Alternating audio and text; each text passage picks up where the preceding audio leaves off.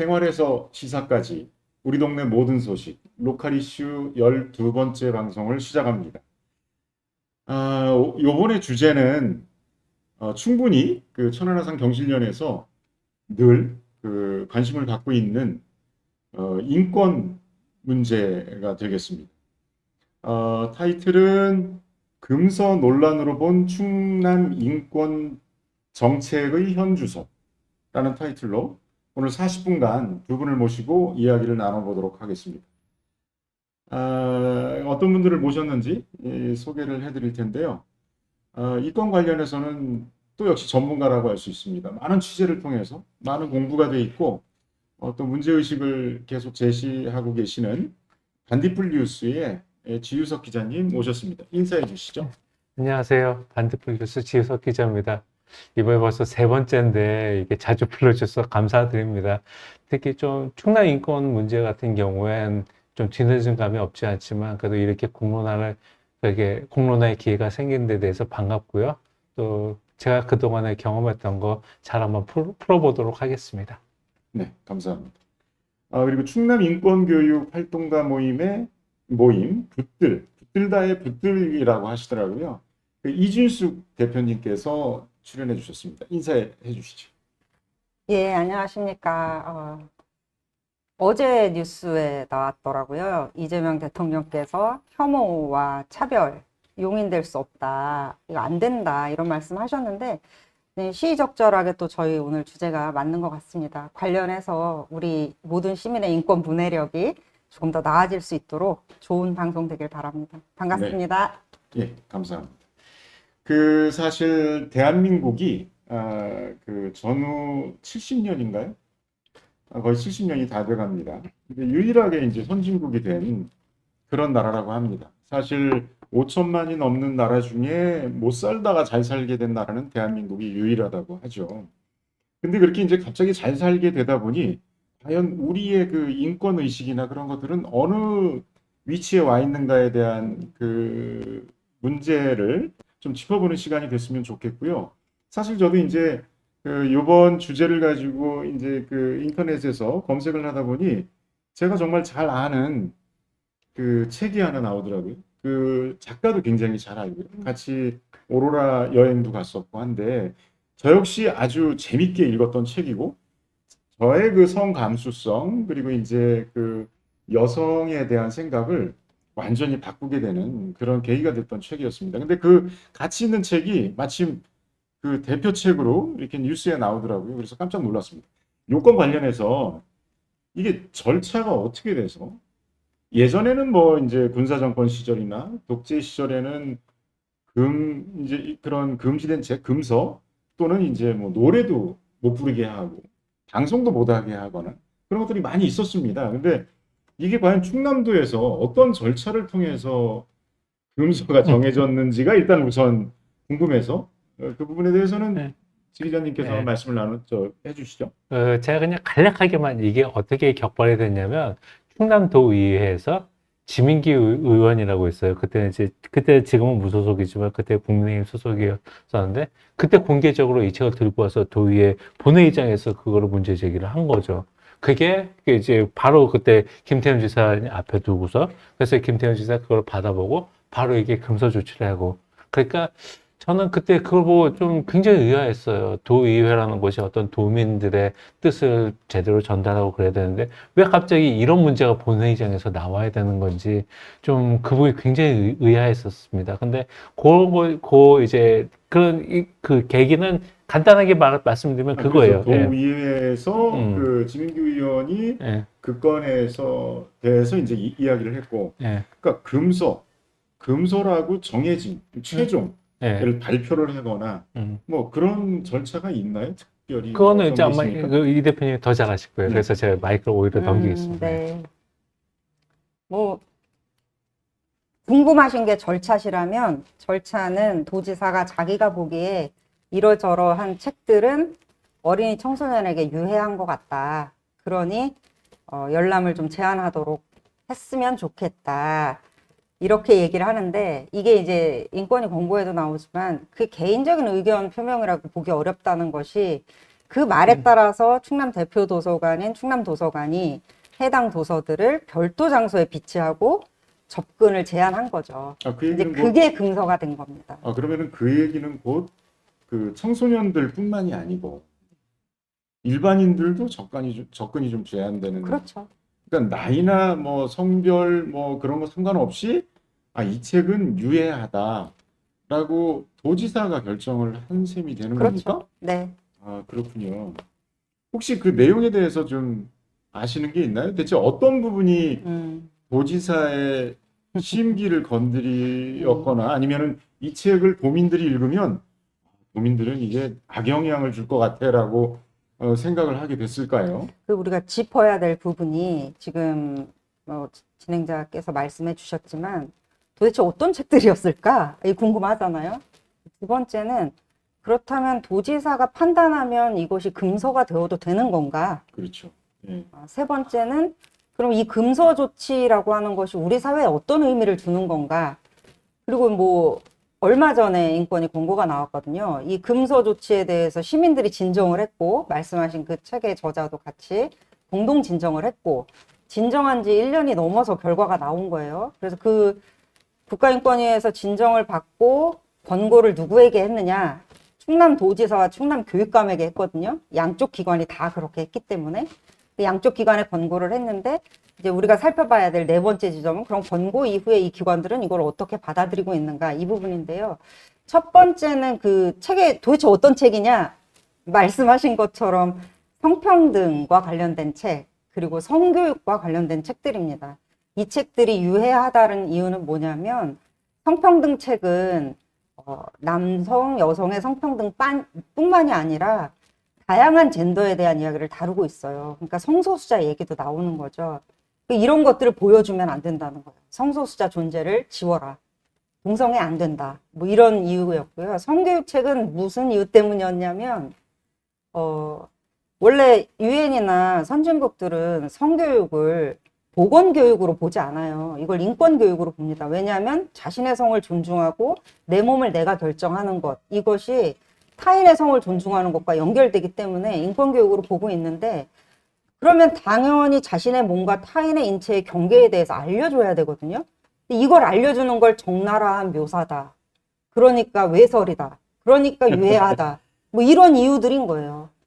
사실 그 지금 말씀하신 부분은 예를 들면 뭐 휴 축제나 예를 들면 성소수자 관련된 그런 이벤트들이 요즘에는 아주 공공연하게 공적으로 이루어지고 있고 그거를 또 당연히 나라에서는 또 인정을 하는 그런 분위기로 사실은 가고 있습니다. 지금 뭐 교육청 관련된 대응에 관련해서도 말씀해 주셨고 그런데 지금 충남에서 뭐 나라에서 그런 것도 아니고 충남에서 이런 일이 벌어졌다는 게 저는 사실 충남 사람으로서 도민으로서 아주 그 불쾌하고 기분이 나쁜데 사실 이 논란이 좀 그래도 역사가 있죠. 그 갑자기 불거져서 갑자기 김태흠 도지사가 야 이거는 금서를 해라라고 한 것이 아니라 뭐 2018년 인권조례 관련된 거에도 이제 막 그 논란이 있었고 그리고 이게 이상하게 요즘에는 정치적인 색깔로 그 같이 편승해서 어느 쪽은 이쪽 당을 지지하고 어느 쪽은 또 이쪽 당을 전혀 사실 그런 문제가 아니라고 생각을 합니다. 저는 그래서 뭐 여기 출연하신 분들이나 저는 같은 소리를 낼 수도 있지만 그거는 정당의 지지하고는 아무 상관이 없다는 걸 우선 말씀드리고 그 관련된 논란에 대해서 주 기자님께서 한번 말씀을 해줘 보시죠. 네, 일단 아까 먼저 우리 이 대표님께서 외설이라고 했는데 저는 그게 가장 어이가 없었어요. 뭐냐면 제가 한 번은 그 학생 시절에 영국에 그때 저 당시에는 이제 배낭여행도 가고 흔하던 시절. 근데 어린이 도서에 뭐 어떤 그게 그 지금 지의원이 그 문제 삼았던 그 도서 그거는 그나마 그림이잖아요. 근데 거기는 사진으로 이렇게 아예 그냥 그렇게 돼 있어요. 그게 하나 그냥 너무 자연스럽게 이런 것에 하나 어떤 교과서처럼 그렇게 가르치거든요. 근데 만약에 이 어떤 사파로 된 게 외설이라면 그러면은 그쪽에서는 정말로 아주 뭐 진짜 하드코어 이런 걸 가르치는 건가 이런 거에 대해서 굉장히 그랬었어요. 근데 가장 먼저 좀 짚어야 될 거는 안에 어떤 그게 어떤 정치적인 그런 문제와 맞닿아 있다고 봅니다. 이게 특히 일단 좀 이게 특정 종교를 좀 언급하는 게 조심스럽긴 하지만 특히 이게 지금 뭐 지민규 의원이나 김태흠 지사나 그때 당시엔 다 국민의힘이었었거든요. 근데 국민의힘 같은 경우는 또 전통적인 지지 기반이 보수 개신교 계층이었었고 특히 또 그때 선거 당시에 뭐 김태흠 지사 캠프나 뭐 아니면 뭐 국민의힘 뭐 도의원, 시도의원들 선거할 때 계속 목회자인데 계속 들락거리고 그랬었어요. 그래서 이런 문제들 특히 좀 이따 얘기가 나오겠지만 인권조례 폐지라든지 뭐 그런 문제들 그러니까는 이제 당선이 됐으니 이제 그분들에 대해서 어떤 또 어필을 해야 되겠고 아마 이런 과정에서 그런 성평등도서를 문제 삼지 않았겠는가 전 그게 안에 그 직접적인 원인을 그렇게 보고요. 그 다음에 좀 더 멀리 올라간다면 항상 이게 안에 이제 인권 문제는 그야말로 이게 정파적인 문제를 초월해 있는 그런 건데 항상 인권 문제만 나오면 계속 또 특정 종교를 얘기 안 할 수밖에 없는 게 계속 개신교계에서 계속 반대 목소리를 내왔어요. 그게 가장 주된 목소리는 간단해요. 인권 그러하면은 동성애가 좀 동성애 성소수자가 성소수자를 존중해야 되는 거 아니냐. 그러나 개신교계에서는 우리는 그거는 죄악시한다. 동성애는 우리 받아들일 수 없다. 인권조례 하면은 동성애가 창궐한다. 실제적으로 그렇게들 선전을 해왔고 그런 걸로 인해서 계속해서 어떤 관련 조례라든지 입법이라든지 그런 것들이 계속 막혀왔던 게 지금까지의 역사예요. 지금 말씀하시는 거 들어보면 그 종교와 맞닿아 있다. 그리고 성평등 관련된 부분, 그리고 성소수자 관련된 성소수자의 인권에 관련된 부분에 있어서 사실 이게 정치에 그 맞닿아 있는 종교의 문제를 지적을 해주셨는데 사실 개신교도 교단이나 뭐 이렇게 그 교회에 따라서는 입장들이 좀 다양하지 않습니까? 사실 일관되다고 볼 수는 없죠. 근데 이제 최근에 정치 세력화되거나 이제 극우 세력과 맞물려서 이제 정치에 영향을 주고 하는 것들도 문제라고 생각을 합니다. 사실 그 학생 인권, 충남의 학생 인권 조례 폐지 관련된 논란도 사실 있었던 거잖아요. 맞아요. 그 부분에 대해서 말씀해 주실 게 당연히 있을 것 같습니다. 예, 대표님. 예, 그 도서 얘기를 조금만 좀 더 덧붙이고 연결을 했으면 좋겠는데요. 이 김태흠 지사가 금서로 지정한 행위, 그래서 실제로 책을 어린이 서가에서 치운 것, 이것이 말씀하신 것처럼 어른들도 가서 보기가 어려운 상황이 된 건데 이 행위는 어느 날 갑자기 있었던 일이 아니고 지 기자님 말씀하신 것처럼 그동안 개신교 일부에서 꾸준히 성소수자에 대한 혐오를 퍼뜨려 온 과정의 한 국면이었다. 왜냐하면 이미 동일한 도서를 2018년에 여성가족부에서 나다움 책이라고 선정을 해줍니다. 나다움 책이라는 게 뭐냐? 나다움, 여성다움, 남성다움이 아니라 우리가 생긴 그대로, 자기 그대로 나다움을 일깨우는 책이라고, 좋은 책이라고 선정됐던 책들이에요. 근데 이 책들이 선정이 되자 그 말씀하신 개신교 일부 세력들이 이 책들이 동성애를 조장하고 문제가 많은 유해한 책들이다 이러면서 들고 일어나면서 여가부가 그때 당시에 어떤 입장을 취했어야 했을까? 우리가 상식적으로 생각할 때 아니다 이렇게 했어야 되는데 그 목소리에 진 거예요. 그래서 사업을 중단합니다. 책을 학교 도서관에서 빼요. 도서관으로 보급했던 책들을. 그러면서 이 혐오를 주장하는 사람들이 힘을 얻은 거죠. 우리가 세게 얘기하니까 정부가 밀리는구나. 결국은 그러한 흐름들이 이어져서 이제 집단화되면서 모든 전국의 공공도서관에 민원을 내기 시작합니다. 이러이러한 책들 유해하니까 치워라. 이 민원을 내는 와중에 이제 타겟이 된 게 당시 우리 충청남도였던 거고 충남도에서 말씀하신 그 도의원이 이들의 주장을 공적인 자리에서 마이크를 통해서 내보낸 거죠. 사실 지금 우리가 상식적으로 생각해도 누가 그 책을 유해하다 유해하지 않다 판단할 권한이 있지? 그렇죠. 그거를 판단할 권한은 그 사람들에게 있는 게 아니거든요. 독자들한테 있는 그렇죠. 거죠. 읽는 사람에게 있는 거예요. 사람에게 그런데 그걸 자기들이 판단하고 이 책을 치워라 요구하는 이 말도 안 되는 표현의 자유를 제한하고 검열하겠다라는 헌법이 금지하는 검열입니다. 이것을 받아들여서 공공의 장소에서 공론의 장에서 소리를 외쳤고 그것에 화답해서 도지사가 금서로 지정을 했다는 것. 이게 이제 전후 맥락이에요. 그러면 이 이후에 지금 벌어진 일들을 보면 지금 뭐 기자님 기사에도 나와 있지만 어제 이재명 대통령께서도 하신 말씀이에요. 인종차별적인 것, 중국을 혐오하도록 하는 것. 이런 온갖 혐오가 이제는 우리의 일상에서 눈만 돌리면 보이는 현수막에 다 뜨고 있단 말이죠. 그러니까 혐오라고 하는 것이 공적 공간에서 소리를 내도록 하지 말았어야 했고 이 소리가 공공 영역에서 행정으로 집행되지 않았어야 하는데 우리 단체장이 도지사가 그것을 집행해 버렸다는 거죠. 이것은 사실상 권력을 사유화했다라고 볼 수밖에 없고 충청남도의 지방자치 민주주의 수준을 현저하게 후퇴시킨 너무나 부끄러운 일이다. 진행자님 말씀하셨지만 저희가 세 번째 타이틀입니다. 그게 첫 번째가 뭐냐?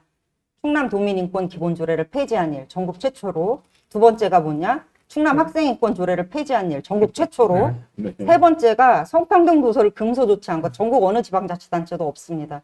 충남도지사가 했습니다. 세 번째까지 이루어지면서 사실 이 모든 것들이 보이는 것, 이재명 대통령이 하신 말씀과 연결되는 게 뭐냐면 결국은 우리 사회가 최저선, 이러한 혐오는 안 돼, 이러한 차별은 안 돼, 이 최저선을 정하지 않고 있다는 것이에요. 우리나라의 인권 관련된 법 중에는 국가인권위원회라고 하는 조직과 관련된 인권위 법만 있을 뿐 차별을 금지하는 평등법, 차별금지법이 없습니다.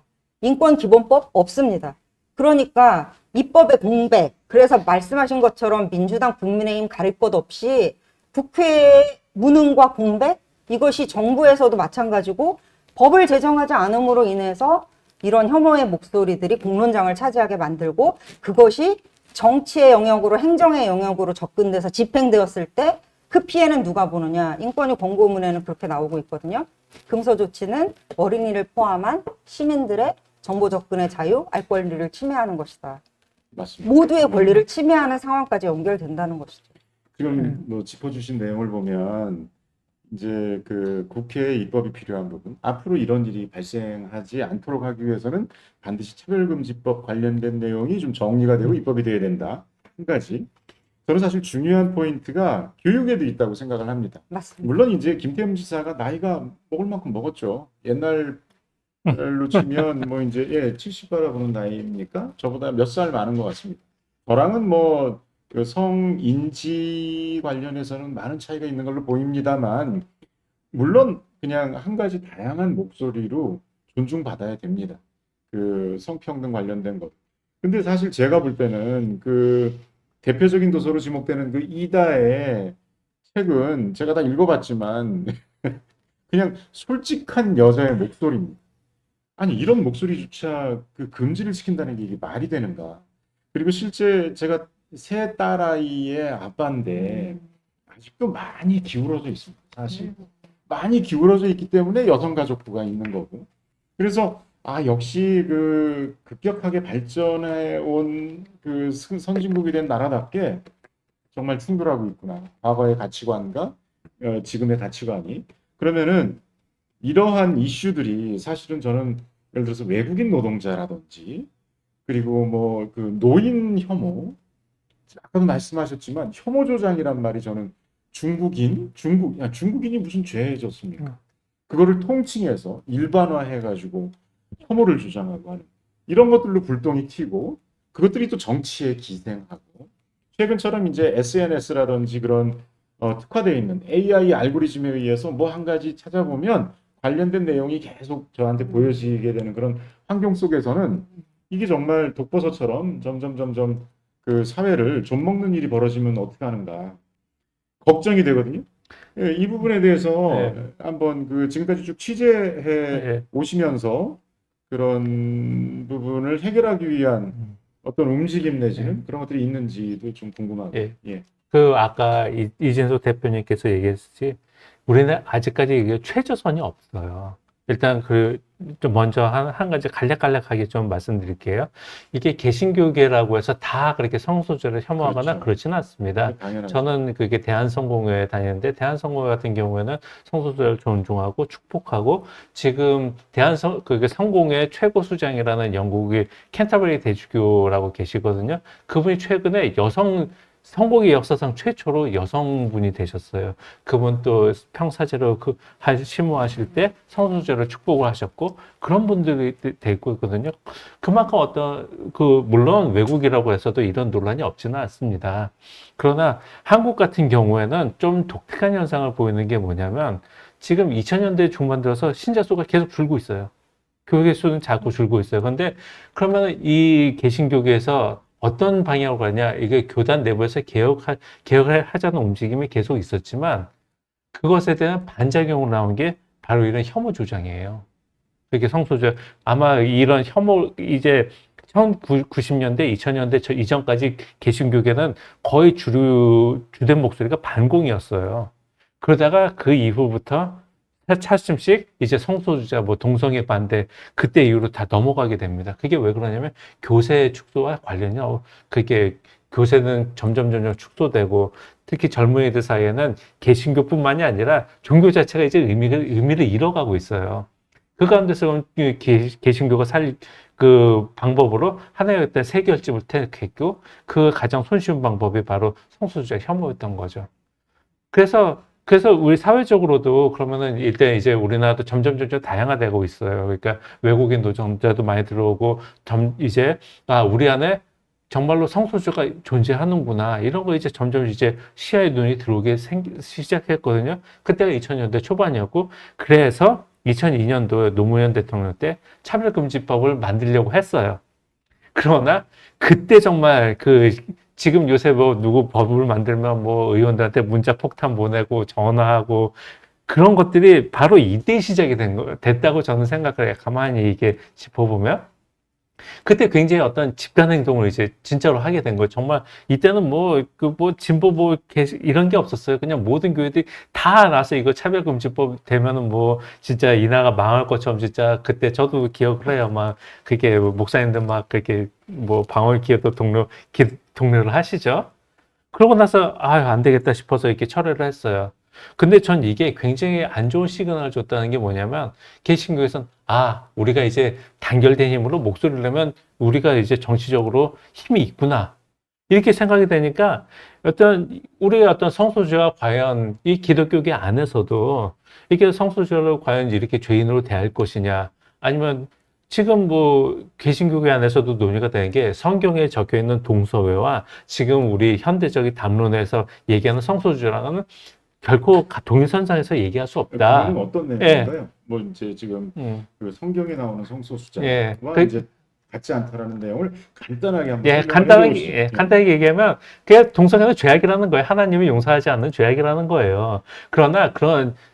근데 그것도 잘못된 게 뭐냐면 그 구약성서의 예언자들이나 신약성서에서 나오신 예수님이 가장 크게 죄악시했던 거는 권력자, 특히 종교 권력자들의 그 탐욕과 타락이었지, 동성애를 정말 지금 목사님도 하는 것처럼 그렇게 하는 거죠. 정말 제가 분명히 얘기하건데, 그런 것이 정말 극소수입니다. 공감이 갑니다. 사실 저도 제가 이제 미국에서 샌프란시스코에 잠깐 있었습니다. 근데 거기에서는 미국에서도 유일하게 시장이 합동 결혼식을 1년에 한 번씩 합니다. 전 세계의 성소수자들이 결혼하러 샌프란시스코에 갑니다. 최근에도 그런 게 있는지 모르겠지만 사실 내가 좋아서 내가 남자를 선택했기 때문에 제가 남자로 태어난 거 아닌 거죠.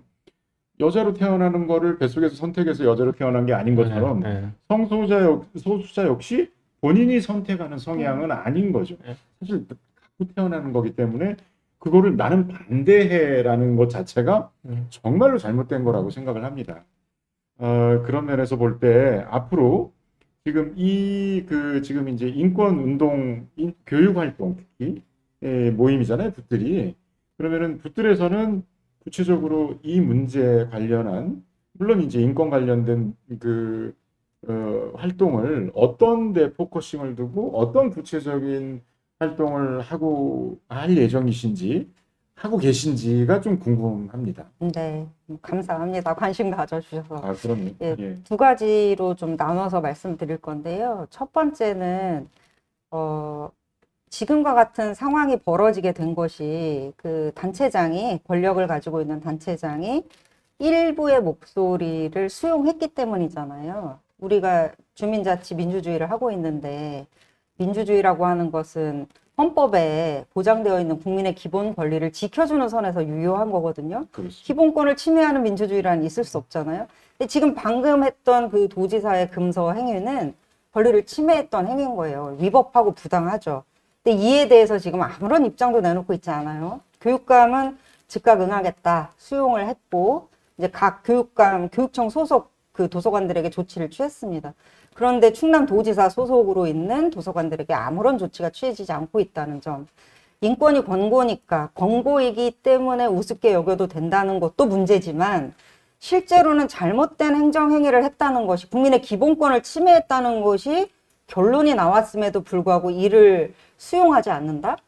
자기 권력, 자기 마음대로 쓰겠다는 것이거든요. 그래서 심각하게 민주주의를 후퇴시켰다, 우리의 권리를 침해시켰다. 그렇다면, 내년에 또 지방선거가 있지 지방선거가 않습니까? 있습니다. 그래서 저희 단체에서는 후보자들에 대한 인권에 대한 기본적인 자질과 인권 문해력, 감수성, 이걸 꼭 점검하는 것이 매우 필요하겠다. 이런 차원에서 한 가지를 좀 가져가려고 하고요. 특히 지방의 인권 정책, 그러니까 지자체의 인권 정책은 아까 말씀드린 것처럼 국가 차원의 인권기본법이 없기 때문에 지자체는 인권 조례로 하고 있거든요. 지금 우리 충남의 경우에는 충남인권조례, 충남학생인권조례 두 가지가 있죠. 이 인권조례가 과연 실효적으로 집행되고 있는가. 그래서 도민들이 우리는 인권 규범이 있고 그에 따라서 우리의 인권이 잘 보장받는구나라고 느끼는가. 현실은 그렇지 않거든요. 그렇다면 어떻게 실효적으로 도민의 인권을 보장할 수 있도록 인권 정책을 펴나갈 것인지, 기존의 인권 정책에 대한 평가와 향후 앞으로 어떻게 펼쳐갈 것인지에 대한 점검을 하는 것을 모니터링하고 촉구하고 이런 부분을 지금 과제로 삼고 있고요. 두 번째는 말씀드린 것처럼 차별금지법 제정을 위한 활동을 범시민사회가 모두가 아울러서 할 수 있도록 한 가지 한 가지의 이슈에 대해서 이건 혐오니까 안 돼, 이건 차별이니까 안 돼, 이게 아니라 최저선을 정하는 사회의 공통 약속. 이 정도 선은 우리가 모두 지킨다. 그리고 강제력을 가진 법 규범으로서 차별금지법 제정을 위한 활동을 하려고 생각 중에 있습니다. 맞죠. 제가 좀 끼어들어서 네, 죄송한데, 네, 네. 아까 이 대표님께서 말씀하셨듯이 내년 지방선거 있을 때, 그 후보자들의 그 어떤 감수성, 인권과 예, 관련된 인지. 지금, 요 한번 좀 띄워주시겠어요, 지금 이 화면? 지금 이분이 누구시냐면, 그러니까 충남 학생인권조례 폐지하는 대표 발의하셨던 분이에요. 근데 이분이 제가 왜 자꾸 이렇게 폐지를 하시려고 하니까, 그냥 어떤 분명한 논리 없이 당연히 처음부터 태생부터 잘못된 조례를 폐지하겠다. 그리고 계속 당신 애들 좋아하는 민주당이 한 거 아니냐. 이런 식으로 따지고 들어가거든요. 그러니까 이게 아까도 말씀드렸듯이 충남 학생인권조례도 이게 좀 특정 정당을 해서 좀 죄송하긴 하지만 그냥 국민의힘이 다수당이에요. 다수당이 그냥 결론적으로 수로 밀어붙였다라는 게 그냥 팩트입니다. 제가 이게 도의원 수준에서 얘기를 했다면 이것이 물론 국민의힘에서 하는 말이 있어요. 이거 학생인권조례가 과도하게 교권에 침해된다. 그리고 어떤 잘못된 성인지를 그게 무슨 동성이라든지 이런 걸 심어줄 수 있다. 그렇게 얘기를 하는데 그렇다면 문제는 도대체 그럼 어떻게 해서 어떤 조항이 학생들의 교사들의 교권을 침해했고 어떻게 어떤 잘못된 성인지 그 감수성을 그렇게 인식시켰는지 사례를 들어서 여기서 문제 제기를 하고 어떤 공론화 과정을 거쳐야 되는 게 그게 맞는 건데 그냥 무조건 폐지하겠다는 거고 그것을 그냥 당론으로 그냥 결정해 버린 거예요. 이 다음 화면 한번 띄워주시기 바랍니다. 나오고 있는 예, 거예요. 여기 폐지 조례안 여기 하신 분들이 다 국민의힘 소속들이에요. 이렇게 그게 지금 이제 그 와중에 이제 그 두 분이 이제 좀 여러 가지 불미스러운 일이 있어서 국민의힘을 탈당했지만 그래도 이런 문제에 대해서는 그게 단일 행보를 취하셨던 거죠. 그러니까 저는 가장 불행한 게 물론 조례가 잘못될 수도 있고 그것이 어떤 부작용이 있을 수 있어요. 그렇다면 어떤 이렇게 공론회장을 마련을 해서 그래서 아까 말씀드렸듯이 이렇게 뭐 이쪽 그 균형 잡힌 어떤 패널을 불러서 그 한번 이렇게 수기를 하고 고민하고 치열한 난상 토론해서 그다음에 어떤 결론을 도출해서 조례로 만들어야 되는 게 그것이 맞다고 생각을 하는데 무조건 그게 다수당이 됐다고 해서 없어지고 또 그게 뭐냐 다른 당이 다수당이 돼서 부활되고 이런 거는 이건 굉장한 정치 역량 낭비라고 저는 생각을 합니다. 뭐 동감하는 말씀이고요. 사실 내년에 지방선거가 있죠. 네. 그리고 이제 그 인권 관련된 인지랄까요? 아니면은 그 관련된 거를 어떤 식으로 평가를 할 수 있을지가 저는 사실 여러 가지가 의문이 듭니다. 예를 들면 지방선거에서 우리가 받아보는 뭐 그런 그 각 후보들의 그런 것들은 뭐 학력, 이력 관련된 것들이 쭉 나오고 사실은 그런 내면적인 거, 이 사람이 어떤 생각을 가지고 있나를 표면적으로 알 수 있는 거는 뭐 예를 들어서 요번에 그 충남 인권 조례를 폐지하자 하고 발의했던 그런 분들은 이제 이력이 남겠죠. 우리가 이제 분명히 꼬리표를 달 수는 있을 거예요. 그래서 그런 것들을 붙들여서 이제 그 좀 이렇게 평가하는데 충분히 저는 역할을 할 수 있다고 생각을 하고 천안함 경실련도 당연히 그런 항상 기울어진 쪽에 그 버팀목을 베는 역할을 하고자 하는 단체이기 때문에 범시민 단체라는 거에 또 되게 공감을 합니다. 그리고 뭐 이제 매스컴 내지는 이제 기자, 신문 같은 데서도 좀 공론화하고 뭐 이런 것들이 반드시 필요하다고 생각을 합니다. 네. 참 여러 가지 장애가 있지만 저는 사실 맨 처음에 절차를 물어봤잖아요. 절차가 어떻게 돼서 금서가 됐느냐. 지금 이거는 절차가 없는 겁니다. 그렇죠? 그냥 금서를 한마디 지정하는 네. 절차가 없는 거예요. 도지사가 이거는 국민들한테 안 좋아.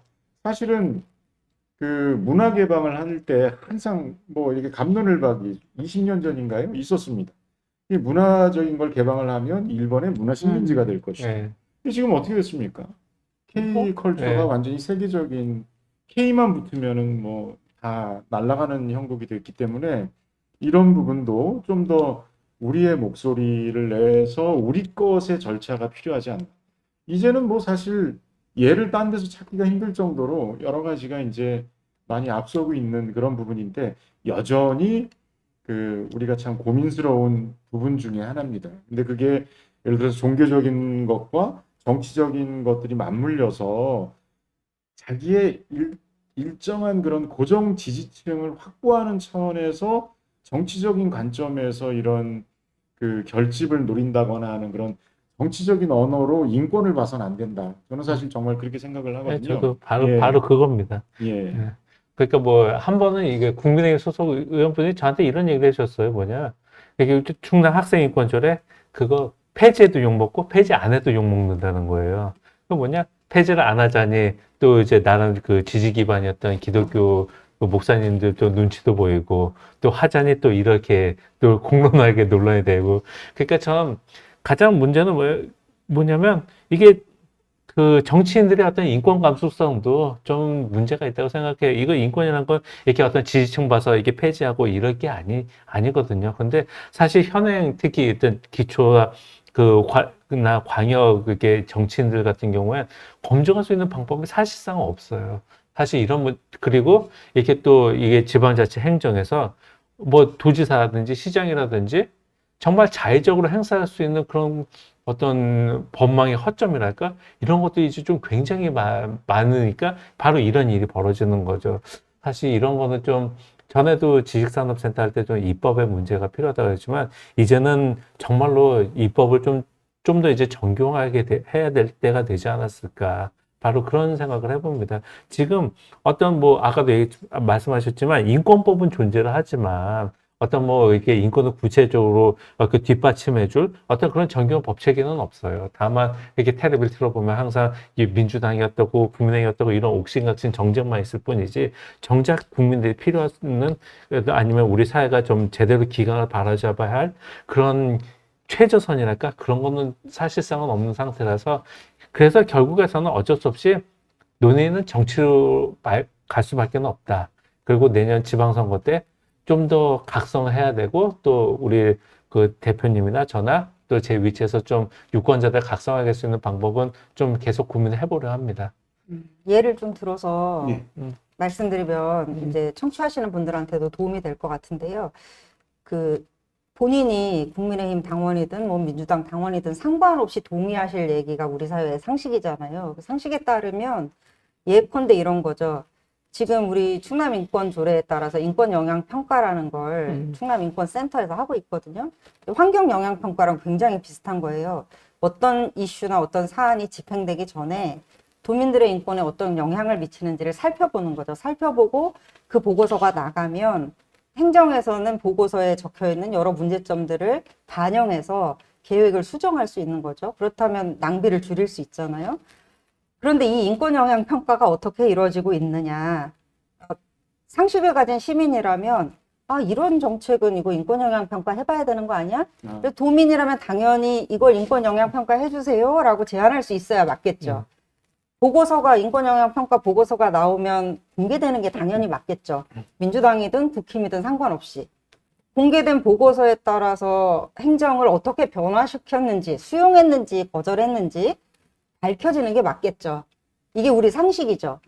근데 지금 충남도 인권센터는 세 가지 중에 어느 것도 하고 있지 않거든요. 그렇군요. 제가 말씀드리는 건 인권센터의 이러한 움직임은 결국 인권이라는 건 권력을 나누자는 거예요. 권력 많은 사람이 함부로 하지 못하게. 권력을 나누고 나에게 영향을 끼치는 문제에 대해서는 내가 참여해서 결정한다는 거거든요. 그래서 자치와 민주주의가 인권인 것인데 인권 조례는 있으되 실제 정책을 이런 식으로 운영한다면 제도를 이런 식으로 운영한다면 있으나 마나죠. 왜 이렇게 됐을까? 뭐 인권센터장이 사람이 나쁜 사람이라서 아니죠. 인권센터가 도지사 소속이거든요. 인권기구는 원래 권력을 감시해야 되는데 감시할 수 있는 위치가 아니에요. 그 밑에 속해져 있으니까. 시키는 대로 해야지. 사업은 해야 되겠고. 그러면 그냥 사업했다는 실적일 뿐 실제로는 어떠한 인권적인 변화나 문화를 만들어내지 못한다는 거죠. 그러니까 제가 정책을 검증해야 된다라고 말씀드리는 이유는 이러한 사례들.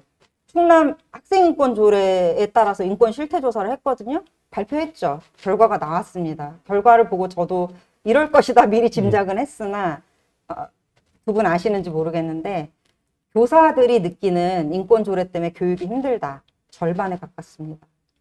그렇군요. 예, 과연 인권조례가 교육을 힘들게 할까요? 그렇지 않다면 교사들이 누구보다 학생 인권의 옹호자가 되어 주셔야 할 분들인데 이렇게 느끼고 있다면 그동안 학교 현장에서 인권조례가 살아있었다라고 말할 수 있나요?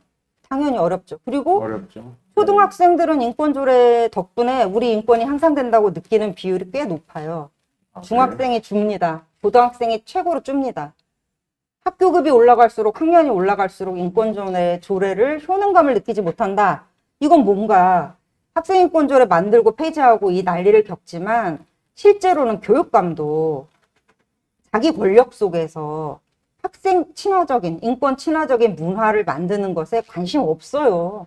사실 이제 제가 볼 때는 그 부분은 항상 지금 그 우리 사회의 가장 큰 문제점의 갈라치기, 루파 뭐 이런 것들과 관계가 있다고 생각을 합니다. 그러니까 학생 인권이 신장이 되면 교권이 약화된다거나 하는 것들의 상대 개념으로만 인식을 하는 것이지 사실 그런 것 때문에 아마 50% 가까이의 그 선생님들이 학생 인권이 신장되면 교권은 약해질 수밖에 없다라고 생각하는 것도 어떻게 보면 인권 감수성이 되게 떨어지는 그런 거라고 저는 생각을 정작 하거든요. 학생 당사자들은 자신들의 인권이 잘 보장된다는 느낌과 체감이 없음에도 불구하고 막연히 인권 조례 때문에 나의 교육 활동이 힘들다라고 여기는 교사들이 조례 제정 이후 4년이 지났음에도 불구하고 절반 가까이 된다는 건 학생 인권 조례에 따른 인권 사업을 충남교육청이 제대로 하지 않았다는 것의 반증입니다. 왜 그러냐?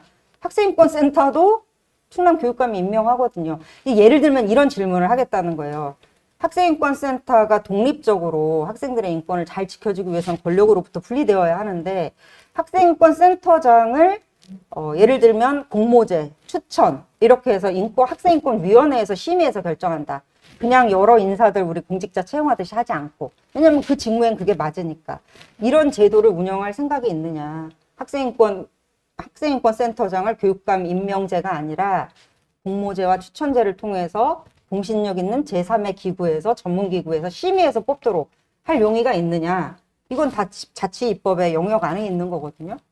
이런 것들을 하지 않겠다라고 하면 기존에 해왔던 대로 하겠다는 것이고, 그것은 아무런 영향가 없는 인권에 말만 붙였지 실제로는 그냥 액세서리에 불과한 것이다. 그래서 그런 부분들을 평가하는 게 우리 시민사회에서 함께 해야 될 부분이 아닌가 생각합니다. 네, 제가 아까도 말씀드렸던 그 허점이 바로 그런 거죠. 그러니까 그런 것들을 좀 이제는 좀 중앙정치 수준에서도 좀 해줘야 될 필요가 있지 저는 사실 않을까. 뭐 입법이란 것이 네. 디테일하게, 그러니까 뭐 모든 게 그렇습니다. 그 서구의 각 나라들 법규가 아주 자세하게 돼 있기 때문에 인권이 보호된다. 저는 그렇게 생각하지는 않습니다. 맞습니다. 지금 뭐 전환기에 있고 한국은 갑자기 잘 살게 된 나라고, 사회적인 어떤 그런 그 공감대 내지는 어떤 그런 나라를 지배하는 그런 도덕적인 철학 같은 것도 굉장히 그 변화하고 있고 변화되어야 마땅하고, 사실 저희가 그 너무나 폭넓은 주제였어요. 그 금서 관련된 거는 성인지 감수성 관련된 내용인데, 그게 이제 학생 인권 관련된 부분, 사실 다루고 싶었는데 못 다룬 부분은 이제 외국인 노동자. 사실 우리가 그 대한민국의 그 인구 구조를 보면은 호리형 모양으로 돼 있어서 분명히 외국인들이 많이 유입돼야 되는 상황이거든요.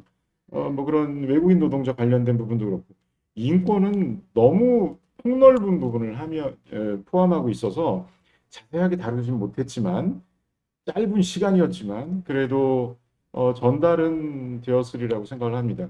이야기를 나누다 보니 우리가 끝낼 시간이 거의 다 됐어요. 그래서 마지막 한 1분 정도씩 그 말씀을 한마디씩 해주시고 마무리를 하는 걸로 하겠습니다. 일단 그 이진숙 대표님 말씀해 주시죠. 그 인권이라고 하면 많은 분들이 좀 약한 사람, 사회적으로 열악한 위치에 있는 사람, 이런 사람들을 우리가 잘 해줘야 되지 않는가 이렇게 생각을 하셔요. 그 생각 틀린 거 아니고 맞는데 거기에서 끝나지 않는다는 거죠.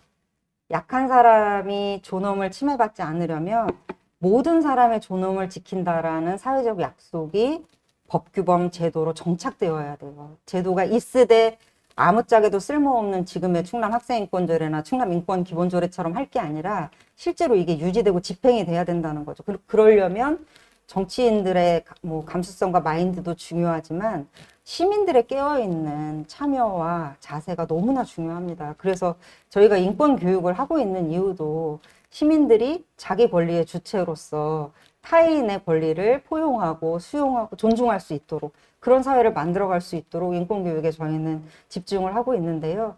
그런 사회가 될 수 있도록 오늘 이렇게 자리를 마련해 주신 거에 대해서 너무 감사드리고 시민들의 힘을 믿고 함께 해나가도록 하겠습니다. 고맙습니다. 네, 감사합니다. 자, 뭐 인권은 정말 뭐 흔히들 교과서에서도 보편적인 가치라고 하잖아요. 그러나 지금 뭐 현실에서 바라봤을 땐 이게 너무 정치적인 그런 거에 정치랑 엮여서 이리저리 흘러가는 게 저는 그게 가장 안타까웠던 부분. 그게 첫째. 두 번째, 또 어떤 종교가 어떤 인간의 생명과 존엄을 지켜줘야 하고 또 그런 걸 또 기본 교리로 하고 있는 개신교가 이런 문제에 대해서 오히려 더 극악하게 좀 제동을 거는 부분에서 그 부분이 굉장히 두 부분 진짜 안타까웠었어요. 그러나 또 이런 문제들을 또 이렇게 또 이런 공론의 장에서 이렇게 나눴던 것에 대해서 전 굉장히 감사하게 생각하고 저 스스로도 좀 제가 할 수 있는 위치에서 좀 인권 특히 또 가장 역점을 이렇게 이제 선거가 5개월 정도밖에 안 남았는데 정말 이 인권 문제가 이제 정치적으로 이용되지는 않도록 저도 한번 제 수준에서 감시의 눈을 좀 한번 또 크게 떠보려고 합니다. 감사합니다. 네, 감사합니다. 그 로컬 이슈 12회차 방송은 금서 논란으로 본 충남 인권 정책의 현주소를 통해서 포괄적인 인권 문제에 대해서 이야기 나누는 시간을 가졌습니다.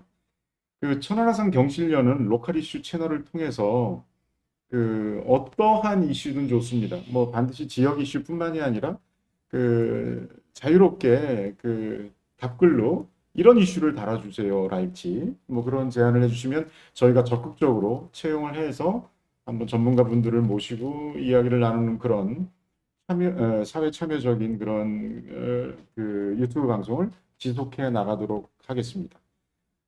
시청해주신 분들 감사드리고 그 로컬 이슈는 앞으로도 계속됩니다. 감사합니다. 이상으로 마치도록 하겠습니다. 예.